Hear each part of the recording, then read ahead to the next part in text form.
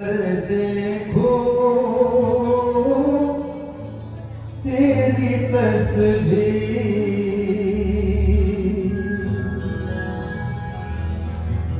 नजर आती है। গুড মর্নিং, কেমন আছো সবাই? সরকার বাড়ি হইচইতে তোমাদের স্বাগত জানাই। দেখতে দেখতে অ্যানিভার্সারি পর্বে তোমাদের কিন্তু 4টে পার্ট আমি দিয়ে দিয়েছি। এটা হচ্ছে লাস্ট পার্ট, মানে 5th পার্টটা।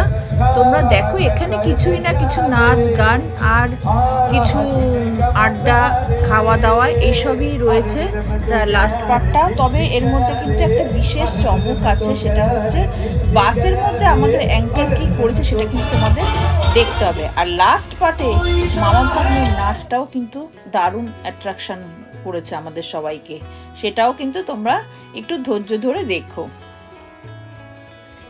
দেখো, অ্যানিভার্সারি সেলিব্রেশনটা অনেকেই অনেক রকমভাবে করে, তবে মিমোর এই 1 ইয়ার অ্যানিভার্সারি সেলিব্রেশনটা আমরা একটু অন্যরকমভাবে করলাম। আমরা কিন্তু একটু মন খুলে সবাই আনন্দ করব বলে আত্মীয় পরিজনদের নিয়ে জাস্ট 2 দিনের জন্য কাছের পিঠে একদম দীঘায় চলে গেলাম। সেখানেই সবাই মিলে অন্তত একটা রাত একসাথে কাটালাম, সবাই মিলে মন খুলে গল্প করলাম, আড্ডা দিলাম। পিএনপিসি আছে, যে যেরকমভাবে পারছে ডান্স করেছে, গান করেছে, আর তার সাথে দেখো খাওয়া দাওয়া তো আছেই, সেটা তো কোনো ব্যাপার না। এই সবগুলো কেন করেছি আমরা বলো তো? এটা বাড়িতে থাকলে একটা বড় পার্টি বা বড় একটা অকেশন করলে কিন্তু সেখানে হয়তো মানুষ মানে আত্মীয় পরিজনরা কিছুক্ষণের জন্য আসতো, হয়তো 2 ঘন্টা 3 ঘন্টা, তারপরে চলে যেত। এখানে কিন্তু আমরা প্রথম দিন গেছি, পরের দিন রাতে ফিরেছি। একটা রাত অনেকটা টাইম মানে নিয়ে আমরা একসাথে কাটিয়েছি। এই যে দেখো, এই যে খাবার টেবিলে সবাই, এই যে পরের দিন সকালবেলা ব্রেকফাস্টের ইয়েতে যে সবাই দেখো কি সুন্দর আড্ডা দিচ্ছে, গল্প গুজব করছে।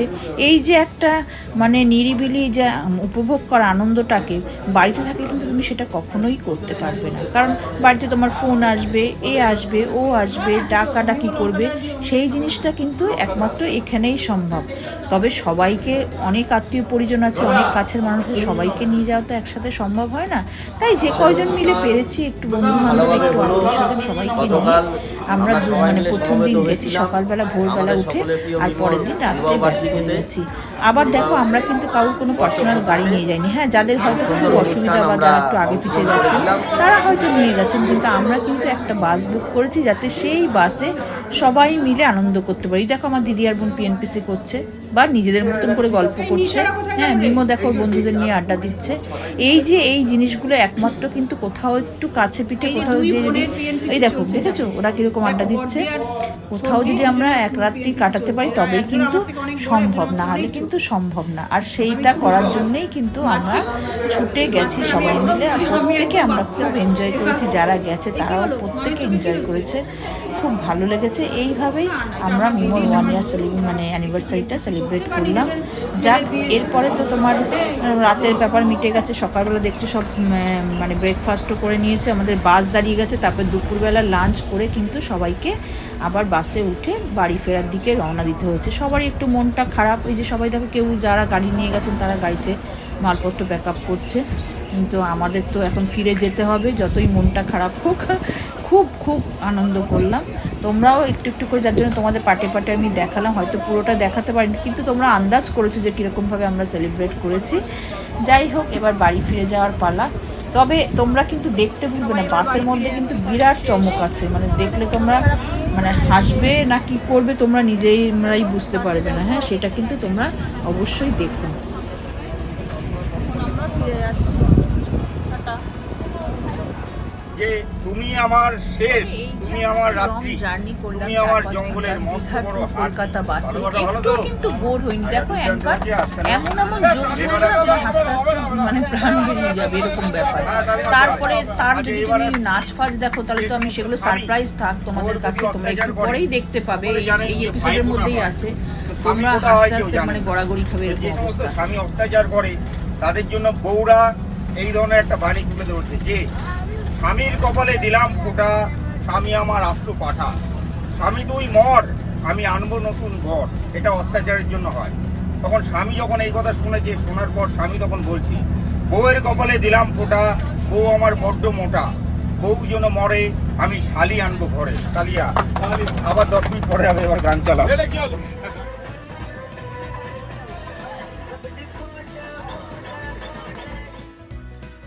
এইবার দেখো বাসে আমাদের অ্যাঙ্কারের কি নাচ, দেখো দেখেছো, পুরো ড্রেসই বদল হয়ে গেছে তার। নাচ তো দেখলে। এইবার বাসটা দাঁড়িয়েছে কোলাঘাটের কাছে এসে।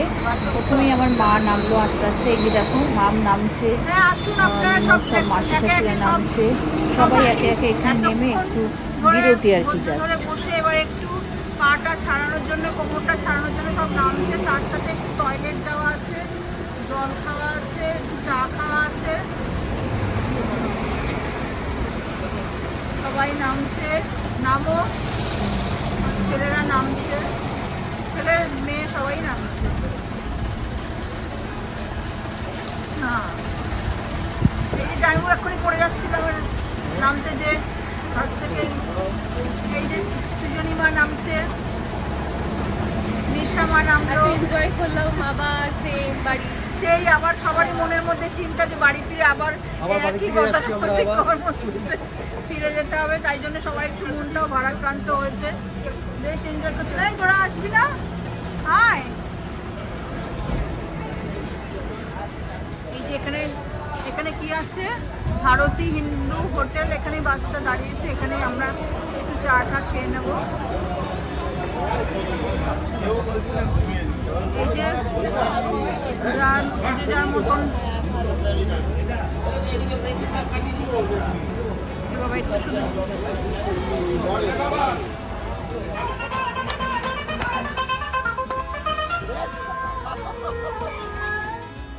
দেখো বাসের মধ্যে কিরকম কঙ্কাল নাচ করছে, দেখেছো? তোমরা এরকম এনজয় করেছো বাসে যেতে যেতে, নাকি কোনোদিনও এরকম এক্সপিরিয়েন্স তোমাদের হয়েছে? যেটা আমাদের হলো, মানে ভুলতে পারবো না, এত এনজয় করেছি আমরা। যাক, আশা করি তোমাদের ভিডিওটা ভালো লেগেছে, এই অ্যানিভার্সারি পর্বগুলো। আর ভালো লাগলে অবশ্যই চ্যানেলটাকে সাবস্ক্রাইব করো, আর ভিডিওটাকে লাইক করে দিও, শেয়ার কমেন্ট করতে কিন্তু ভুলো না।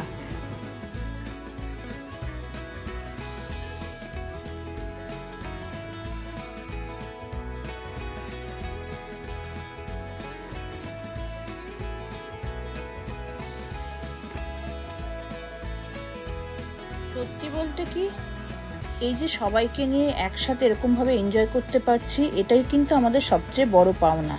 এই একদিন বা দুদিনের জন্য এই অ্যানিভার্সারি প্রোগ্রামে এসে সবাই দেখো মন খুলে আনন্দ করছে।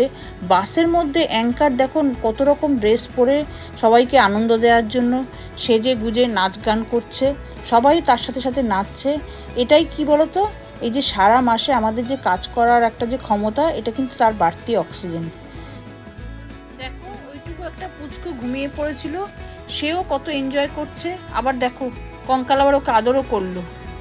যাক, আশা করি তোমাদের ভিডিওটা ভালো লেগেছে। এবার আমাকে শেষ করতে হবে, তবে লাস্টে কিন্তু মিমোর বাবার আর দাদার ডুয়েট ডান্স আছে, ওটা কিন্তু দেখতে তোমরা ভুলো না। আর সবাই ভালো থেকো, দেখা হবে পরের ভিডিওতে।